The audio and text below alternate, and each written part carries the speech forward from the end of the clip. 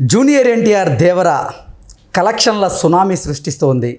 ఎర్ర సముద్రం పోటు నిజంగా రికార్డులన్నింటినీ బ్రేక్ చేస్తూ ఉంది అనేటువంటి వార్తలు వస్తున్న నేపథ్యంలో అసలు మొదటి రోజు దేవర ప్రపంచవ్యాప్తంగా ఎంత కలెక్ట్ చేసింది, ఎంత వసూళ్లను రాబట్టింది అనేది మనం తెలుసుకునేటువంటి ప్రయత్నం అయితే చేద్దాం. ప్రస్తుతం మనతో పాటు ఉన్నారు ప్రముఖ సినీ రాజకీయ విశ్లేషకులు, ప్రముఖ సీనియర్ జర్నలిస్ట్ యజ్ఞమూర్తి గారు. వారితో మాట్లాడదాం. యజ్ఞమూర్తి గారు నమస్తే అండి. నమస్తే కృష్ణ. ప్రపంచవ్యాప్తంగా జూనియర్ ఎన్టీఆర్ గారు నటించినటువంటి దేవర నిన్న రిలీజ్ అవ్వడం జరిగింది. మొదటి రోజు కలెక్షన్లు సునామీ సృష్టించాయి అనేటువంటి వార్తలు అయితే బయటకు వస్తున్నాయి. ఏంటి సార్ మొదటి రోజు సునామీ ఎలా ఉంది అంటే ఏం చెప్తారు? సో ఫస్ట్ మనకు రిపోర్టు నార్త్ అమెరికా నుంచి వచ్చింది. ఎందుకంటే అక్కడ నార్త్ అమెరికాలో చాలా ముందుగా అడ్వాన్స్ బుకింగ్స్ ఓపెన్ అయిపోతాయి కదా. సో అక్కడ ఆ ర్యాంప్ పేజ్ చూసి అక్కడ వాళ్ళే స్టన్ అయిపోయారు. అంటే కల్కి సలార్ సినిమాలకి చూశారు అది ఆ ర్యాంప్ పేజ్. దాన్ని మించిపోయింది. ఓకే, అంటే చాలామంది అంటే మన తెలుగులో ఉన్నటువంటి టాప్ స్టార్స్ అని ఎవరైతే అంటామో వాళ్ళ లైఫ్ టైమ్ కలెక్షన్ ఏదైతే ఉంటుందో నార్త్ అమెరికాలో ఒక సినిమాకి ఫస్ట్ డేనే దాటేసింది. ఏ రేంజ్లో దాటేసింది అంటే మామూలుగా $1 మిలియన్ వస్తే చాలా గొప్ప అనుకుంటారు. $2 మిలియన్ వస్తే అబ్బా అని చెప్పుకుంటారు. అట్లాంటిది ఫస్ట్ డే ఇది ప్రీమియర్స్తో కలుపుకొని సో ఆల్మోస్ట్ $4 మిలియన్ల వసూలు చేసింది. 4 అంటే దానికి ఇంటూ 80 వేసుకోండి. ఇప్పుడు 83 రూపీస్ ఎంత ఉంది యాక్చువల్గా. 80 వేసుకున్నా కానీ 4/8 ఆ రేంజ్లో అంటే 32 కోట్ల రూపాయలు మొదటి రోజే కేవలం నార్త్ అమెరికాలో. ఇంకా తక్కువ నేను చెప్పింది.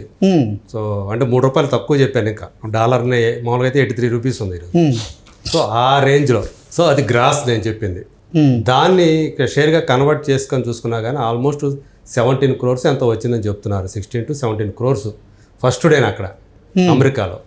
సో చాలా సినిమాలకి అది లైఫ్ టైం. ఈ మధ్య చూసిన ఒక మాస్ హీరోలు అనుకునే వాళ్ళకి ఓవరాల్గా చూసుకున్నా కానీ సినిమా మొత్తం అన్ని రోజులు ఆడితే వచ్చిన కలెక్షన్ కంటే కూడా ఎక్కువ అని చెప్పాలి. అది ఈ మధ్యకాలంలో వచ్చిన 1-2 సినిమాలు చూస్తే.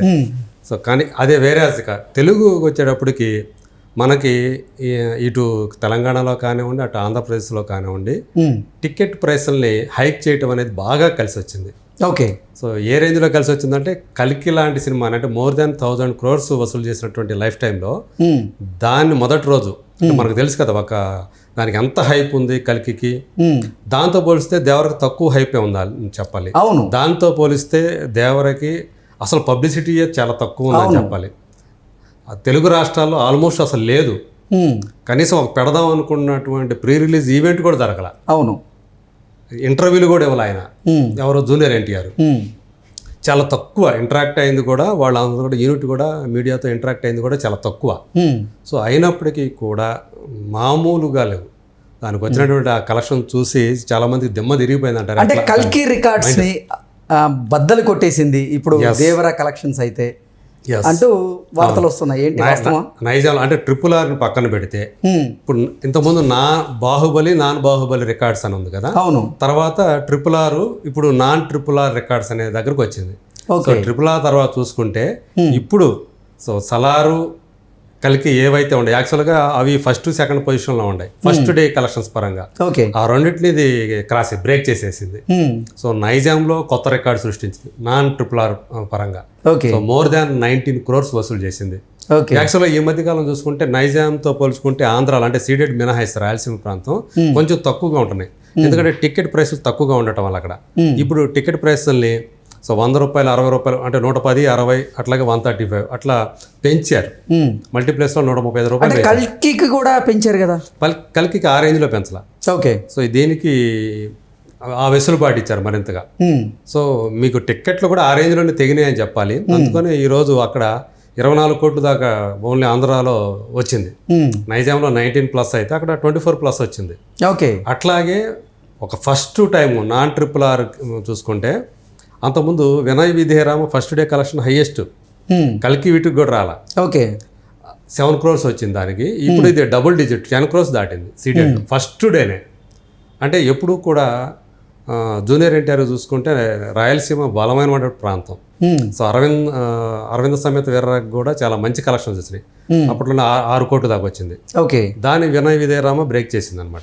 సో ఇప్పుడు వాటన్నిటిని కూడా దాటేసి సో ఓవరాల్గా చూసుకుంటే ఆంధ్రాలో 54 కోట్ల పైనే షేర్ సాధించింది. అంటే గ్రాస్ వచ్చేటప్పటికి ఆల్మోస్ట్ 100 crores దాకా వచ్చింది అనమాట అర్థం. ఓకే. సో దాన్ని బట్టి ఏ రేంజ్లో ఈ సినిమా అనేది దేవర అనేది జనాల్ని అట్రాక్ట్ చేసింది. అంటే యాక్చువల్గా మనకి చాలామంది చెప్పేది ఏంటంటే అడ్వాన్స్ బుకింగ్స్తోనే అయిపోయినాయి కదా అని చెప్పేసి అంటున్నారు. కానీ మీరు చెప్తున్నట్టు మల్టీప్లెక్స్లు, పెద్ద థియేటర్లు, ఏ సెంటర్లు, బి సెంటర్లు అన్నీ అయినాయి. కానీ సిడి సెంటర్లు ఉంటాయి కదా చిన్న చిన్న విలేజ్ల్లో, అవి ఆన్లైన్ యాప్ల్లో లేవు అవి.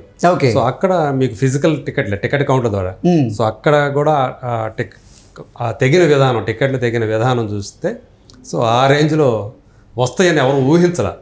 సో యాక్చువల్గా ఏమనుకున్నారంటే ఒక 70 కోట్లు 80 కోట్లు గ్రాస్, 40 కోట్ల షేర్ రావచ్చు అని ఒక అంచనా వేశారు తెలుగు రాష్ట్రాలు. అట్లాంటిది ఏకంగా 50 crores దాటిపోయి 54 కోట్ల పైనే షేరు సాధించడం అనేది అస్సలు అంటే ఏమాత్రం ఊహించలేదు. ట్రేడ్ వర్గాలు కూడా ఏమాత్రం ఊహించలేదు ఈ ఫిగర్స్ని అయితే.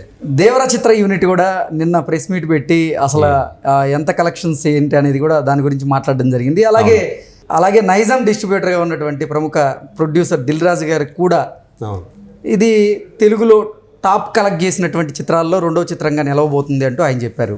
ఏంటి, ఎందుకు అలా ధీమా వ్యక్తం చేశారు ఆయన? అదే అంటే దానికి వస్తున్నటువంటి ఏదైతే ట్రెండ్ ఏదైతే ఉందో చాలా కొంతమంది ఏంటంటే దీన్ని బాగా మిక్స్డ్ టాక్ని స్ప్రెడ్ చేసే ప్రయత్నం చేశారు. అది వాస్తవం అది. ఓకే. సో అంటే ప్రతి ఏ సినిమా ఏ పెద్ద సినిమా వచ్చినప్పటికీ కూడా దానికి తగ్గట్టు కొంతమంది ట్రోల్ చేసేవాళ్ళు ఉంటారు, నెగిటివిటీ స్ప్రెడ్ చేసేవాళ్ళు ఉంటారు. అట్లా దీనికి చాలా నెగిటివిటీ స్ప్రెడ్ చేసేవాళ్ళు ఉంటారు.